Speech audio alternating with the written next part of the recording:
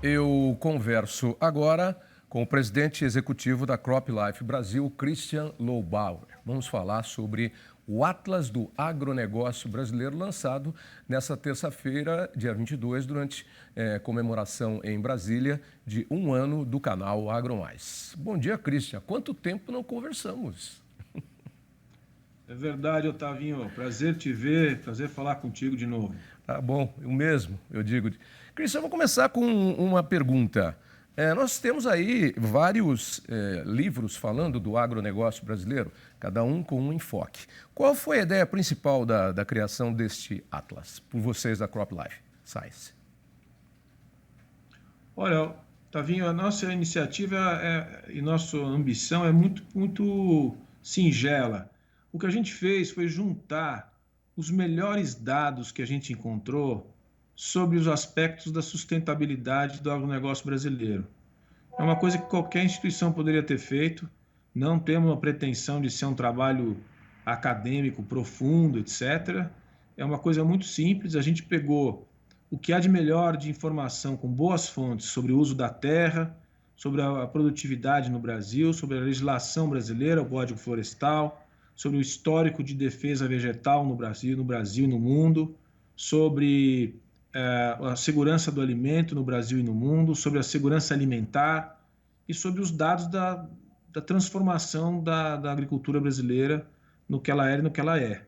Então, colocamos tudo num atlas e serve muito mais para estrangeiros. A versão em inglês vai ficar pronta já já, porque a gente vê muita gente falando coisas muito erradas sobre o que se faz e o que, enfim, como se lida com a agricultura no Brasil, e a gente tem que começar a reagir de forma serena, mas com dados e fatos científicos na mão.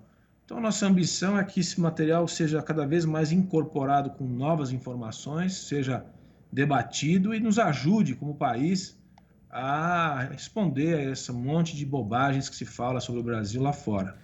Bom, então é isso. É mais uma peça, é mais uma ferramenta, é mais uma arma para a gente desmistificar essa má imagem que fazem do nosso agronegócio lá fora. Cada hora eles arrumam um pontinho para pegar, não é, Christian? E aí, com isso sendo divulgado e mais, a gente tem muito material sendo lançado em inglês, é o nosso contra-ataque. Porque, como você disse, se fala muita besteira sobre o agronegócio brasileiro. Você acha que é interesse econômico ou é guerra psicológica? Qual é a sua avaliação para tanta paulada no agronegócio brasileiro, por parte de lá de fora? Olha, Otavinho, eu acho que é uma combinação de coisas que gerou essa situação. A mais importante talvez seja, e a mais profunda, é a corporação que se criou no mundo todo em torno dessas organizações de defesa do meio ambiente, da biodiversidade e da sustentabilidade. Os temas são absolutamente fundamentais, essenciais, e a agricultura brasileira é a primeira, talvez, do mundo que lida com essa questão de forma mais responsável. A corporação que se criou em torno dessas organizações é tão grande que ela precisa se autoalimentar. Então, se esses temas forem, seja de climate change, ou de mudança climática, seja de uso da terra, seja de todos esses temas mais amplos, se eles forem reduzidos em importância, essa corporação perde importância e perde o emprego. Então, é isso que eu acho que faz com que esses temas sejam tão virulentos e contra um país que, esse é o segundo aspecto, tem ocupado espaços de mercado importantes. Então, essa agenda contra o Brasil, ou contra o que é feito no Brasil, vem muito da Europa, porque a Europa é o mercado mais afetado pela expansão de produção de alimentos com bom preço e diversificados, como são os alimentos brasileiros cada vez mais. É uma questão de corporação com interesse comercial, e aí entra um aspecto político muito violento, muito relevante, que é os alinhamentos dos governos, né? O governo brasileiro é um governo atual que gera muito debate, seja bom ou ruim, ele gera muita instabilidade em torno desses temas, e essa combinação de fatores coloca o Brasil na berlinda, né? O Brasil fica como a bola da vez. E a gente tem que, como sociedade privada, reagir de maneira serena, colocar os dados na mesa, porque o governo, é muito difícil o governo conseguir se defender sozinho. Dentro do governo tem muitos conflitos e a produção de material, de dados no governo é muito lenta. Então, o setor privado tem que se mexer e tem que ajudar o país e a iniciativa toda da agricultura a se apresentar com qualidade, né? Com dados, com fatos, para melhorar um pouco reagir a essa realidade que a gente vive hoje. E com serenidade, né, Christian? Falando paulatinamente e dando dados, que é um trabalho, por exemplo, como vem fazendo a ministra da Agricultura, Tereza Cristina. Eu nunca vi a ministra se alterar diante de qualquer fato novo, acusando a agricultura ou a produção do agronegócio brasileiro. Ela é sempre muito serena, muito calma, fala, não, é assim, assado. Agora, o nosso governo, já por outro lado, é um governo bastante polêmico, né? Estou falando aí do nosso mandatário maior, que é o presidente Jair Bolsonaro. De qualquer forma, eu acho que essas agressões, às vezes, vêm de uma forma até ridícula, né? Eu me lembro recentemente, eu vou chamar de Bossal, esse presidente francês aí, que queria incentivar a produção de soja na França para concorrer com a produção de soja no Brasil. Ah, faça-me o favor. Eu chamei de Bossal porque a gente, em 20 anos, saiu de 32 milhões de sacas produzidas numa safra para 129, 130 que vai chegar agora. A França faz queijo e vende queijo para a gente, né, Cristian? Vai se cuidar. Já tem o que é bom, manda vinho para cá, manda os seus embutidos, manda outros alimentos, mas vai querer concorrer com a produção de soja. Não tem nem área para isso, Cristian. Então, é aquilo que eu estava dizendo, esse tema entra na pauta política e as lideranças internacionais, principalmente as mais afetadas pelos interesses protecionistas, é o caso da França, né, principalmente na Europa, usam o tema a seu favor. Ele não está fazendo isso por inocência, ele está fazendo isso por interesse interno, ele precisa angariar apoio interno, e quando ele fala isso, essas bobagens, tanto em relação à soja quanto em relação ao grão de bico, você deve ter ouvido também que eles iam substituir a soja para o grão de bico e tal. Tem um monte de coisa que se fala que é para satisfazer a opinião pública interna, que não entende muito bem o que nós estamos falando aqui, mas que gera voto e gera popularidade. Então, é uma combinação de fatores que vão atrapalhando a compreensão dos fenômenos como eles são. Hein, E a Cristian? gente não pode perder a paciência. Você disse bem, assim, muitos de nós aqui, inclusive amigos nossos aqui dos setores diferentes, perdem a paciência e utilizam uma linguagem um pouco mais agressiva. E aí a gente perde. Hein, Cristian? É E tudo que o outro lado quer, né? essas informações completamente erradas ganham primeira página e destaques quando vêm, não na nossa mídia, claro, porque nós defendemos o agronegócio, mas na mídia em geral, em especial em alguns veículos que a gente não precisa nem citar. Quando você tem boas notícias, que nem as novas projeções a cada dia sobre da porteira para dentro, né, qual vai ser a receita do agro brasileiro, que só cresce, ninguém põe isso na primeira página do jornal e nem no noticiário das 8 da noite, né? É engraçado, não? É, good news, no news, né? Como Good se diz, news, no você que news. conhece essa matéria. Mas tem muita coisa que tem que ser melhorada, não há dúvida. Nosso Atlas fala sobre isso. Tem a questão do desmatamento, que tem que ser reduzida, tem que ser combatida.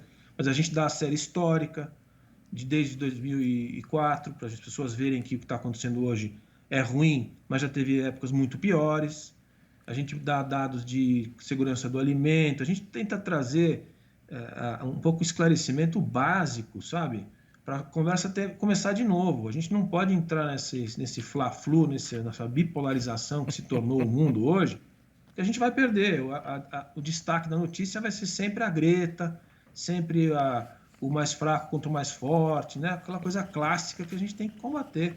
Vamos atrás das verdades, dos dados, das pesquisas, da ciência, da metodologia. É isso que a gente está tentando trazer. Hein, Christian? E até com algumas celebridades, não só no Brasil, como no mundo, botando o dedo onde não tem que botar e falando mais bobagem ainda, né? Vai cantar, vai dançar, vai representar no teatro, sei lá, eu faço aquilo que você sabe fazer. E se for falar alguma coisa, vá procurar aí, pelo menos no Atlas, para ver se você está certo, né? São coisas absurdas. Conta para mim, como é que é a divisão do livro? Ele conta histórias, tem capítulos, tem dados, como é que é o formato dele? Ele tem 4 capítulos e um deles, inclusive o primeiro, é um trabalho quase que pedagógico sobre o Brasil. Ele mostra as instituições, os três poderes, quem foram os últimos presidentes, como é o processo legislativo, sabe para quê? Para mostrar, principalmente para o pessoal de fora, que esse país aqui tem história, que esse país aqui tem instituições, que ele tem legislação, porque a gente às vezes é tratado lá fora como se a gente pudesse mudar as coisas como ao bem entender da vontade de qualquer um, e não é assim. Ô, Tem um Christian, Congresso Nacional, tem um vizinho tem que nosso, vir para tem cá. um vizinho nosso aqui da Argentina que não para de falar bobagem. Inclusive diz que nós viemos da selva e que eles vieram da Europa. Ele esqueceu que a população dele tem uma miscigenação local, indígena e negra muito grande e alguns realmente têm uma parte, a cultura italiana, né? E depois ele acabou falando que eles são afro-americanizados. Eu não sei, mas é uma bobagem, né? E está aqui do lado, né? Não, esse daí, se ele tentar explicar o que ele quis dizer, fica pior. É melhor ele não falar mais nada e deixar passar o tempo, porque é uma afirmação tão infeliz do presidente argentino, em relação aos mexicanos também, Também, inclusive, não só os também, brasileiros. também. Bom, Então é uma coisa assim, é o que virou o mundo hoje, Otavinho. O sujeito fala uma bobagem, a bobagem toma as primeiras páginas e vira um debate absolutamente superficial, pois que é. não serve a ninguém. É. Tem que voltar aos dados, voltar aos fatos, as fotografias, as de satélite, sabe? A literatura, ao conteúdo. Tem que voltar ao mundo como ele era antes. Mas eu te Senão a gente vai interrompi. se perder Eu completamente. te interrompi um pouquinho, você falava que ele é dividido em 4 capítulos, então. O primeiro mostra que o Brasil é um país organizado e tem história. E os outros capítulos?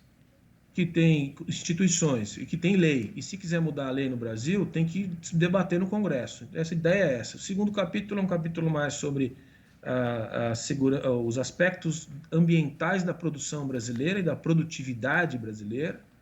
O terceiro capítulo é sobre a segurança alimentar e o quarto sobre a segurança do alimento.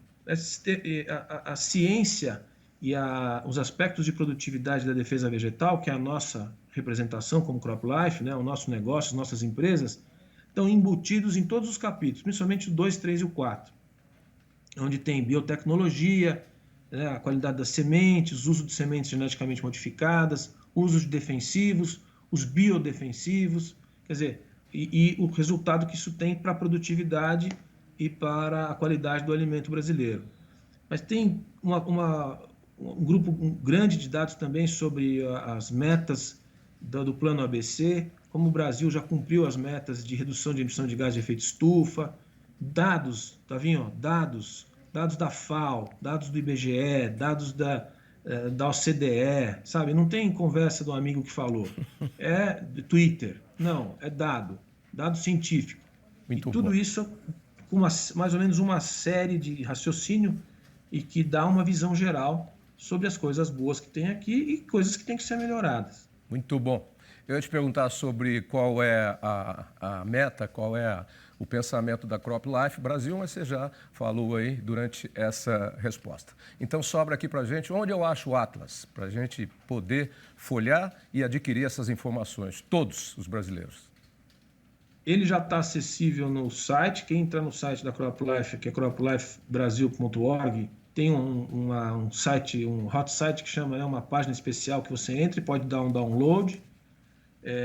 E a parte impressa, a gente fez uma impressão rápida agora para lançar em Brasília ontem, mas agora nós vamos fazer uma impressão maior e daqui a alguns dias, acho que uma semana, a gente vai ter a versão em inglês também no site e vamos imprimir, vamos mandar para todas as embaixadas, todos os assessores dos parlamentares europeus, espécie de movimento para pedagogia. Tu vê vários mapas no nosso Atlas, vários mapas, dão dimensão geográfica, dimensão de biomas, para esse pessoal começar a estudar geografia e começar a entender o Brasil um pouco melhor. Quiçá também os brasileiros usem para conhecer o seu próprio país. Ok, Christian, muito bom. É o Atlas do agronegócio brasileiro lançado pela CropLife Brasil. Bom, agradeço a sua participação aqui. Para quem quiser saber mais sobre a CropLife, qual é a internet aí? croplifebrasil.org. Tá bom. Prazer em revê-lo, Christian. E esse negócio de good news, no news é por aí, porque aqui, good news, better news. Good news são as melhores notícias, as do agronegócio. Um dia as pessoas ainda vão acordar. Tchau, Christian. Até a próxima. Tchau, obrigado. Tá vindo prazer falar com vocês. Todo meu.